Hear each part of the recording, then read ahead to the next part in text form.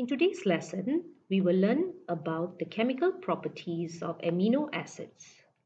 There are four reactions of amino acids with hydrochloric acid, sodium hydroxide, with nitrous acid, and alcohol in the presence of an acid catalyst. We will also be learning about the formation of peptide bond in dipeptide. Let us look at the first reaction, the reaction with hydrochloric acid. This reaction involves the reaction of the amino functional group as it has basic properties. The amino group accepts a proton from hydrochloric acid to form salt. The next reaction is the reaction with nitrous acid, HNO2. Nitrous acid is formed from the reaction between sodium nitrite and hydrochloric acid. This reaction takes place at a temperature between 0 to 5 degrees Celsius.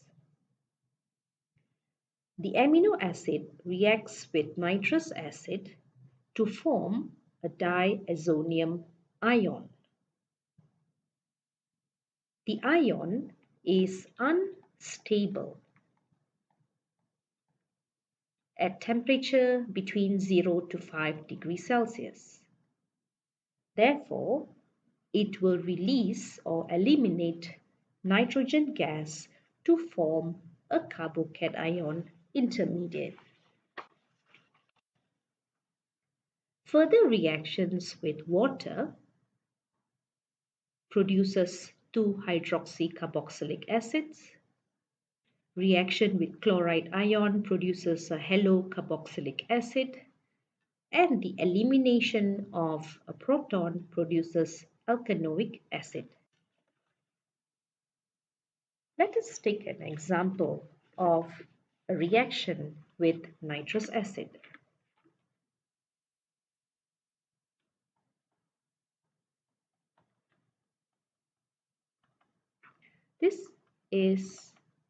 This compound is called 2-amino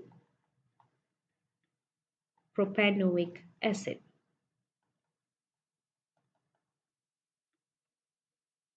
Reaction of 2-amino propanoic acid with nitrous acid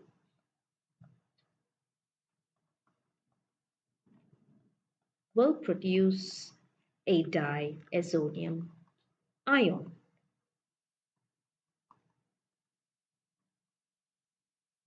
As you can see here.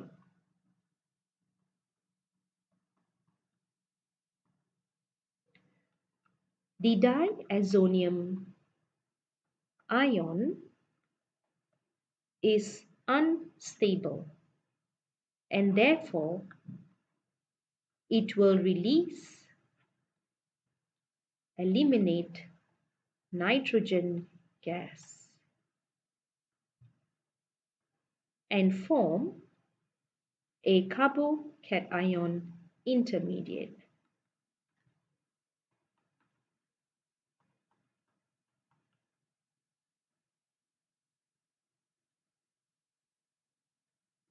The carbocation intermediate further reacts with water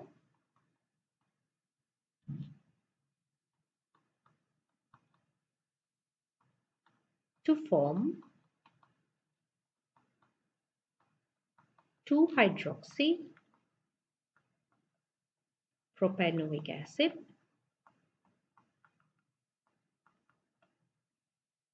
reacts with chloride ion to form 2-chloropropanoic acid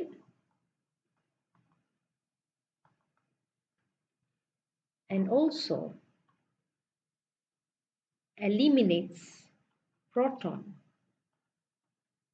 to form propanoic acid.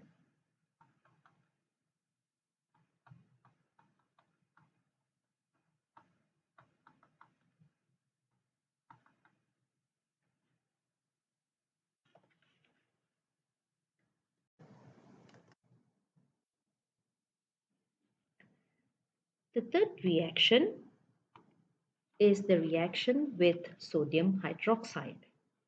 This involves the reaction of the carboxyl group as it has acidic properties. The carboxyl group COOH reacts with the base sodium hydroxide to produce salt and water. And the final reaction is reaction with alcohol in the presence of an acid catalyst. This involves the reaction of both the amino and also the carboxyl functional groups. The amino groups reacts with the hydrochloric acid to produce salt, and the carboxyl group reacts with the alcohol to form ester.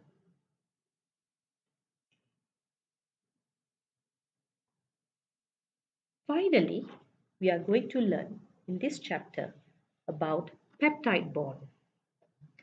Two amino acids react together and water is eliminated.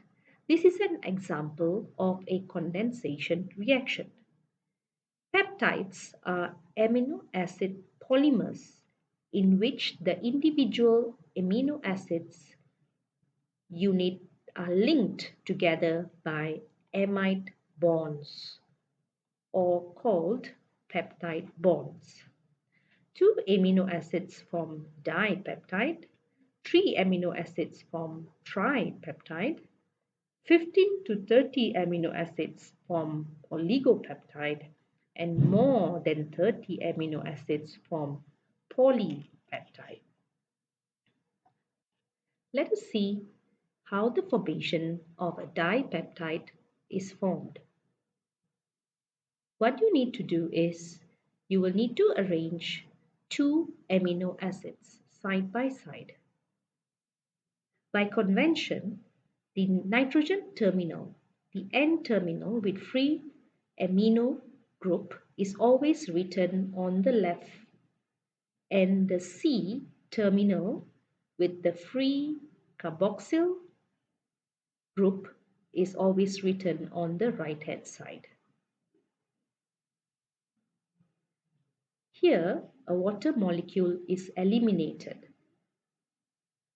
The OH is removed from the carboxyl group of one amino acid, and the hydrogen is removed from the amino group of another amino acid. And a dipeptide is formed, and this bond is called a peptide bond or an amide bond.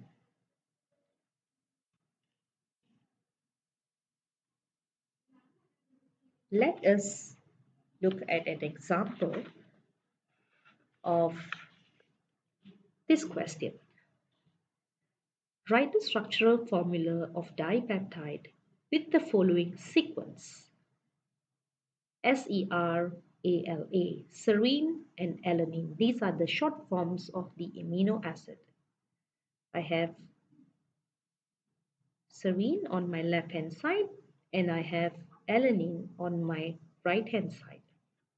So what I will do is we will need to write the structure of the amino acid in this way.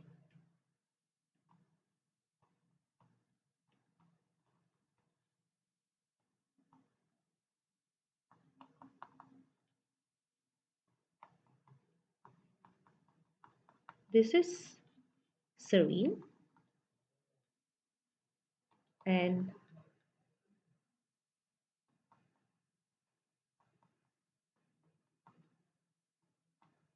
this is alanine on my right hand side.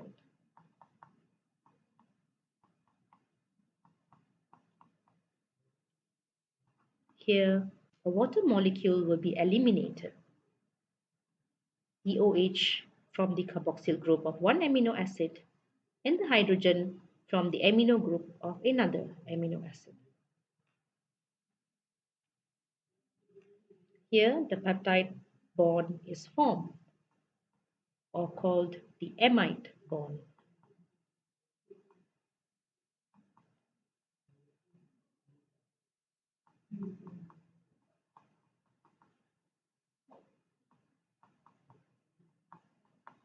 This is the dipeptide that is formed.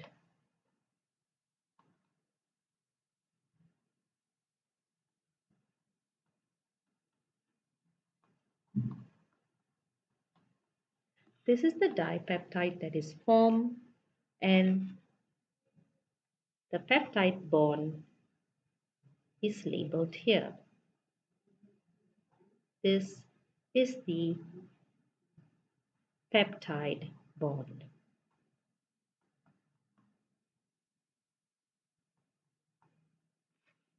or also known as the amide bond.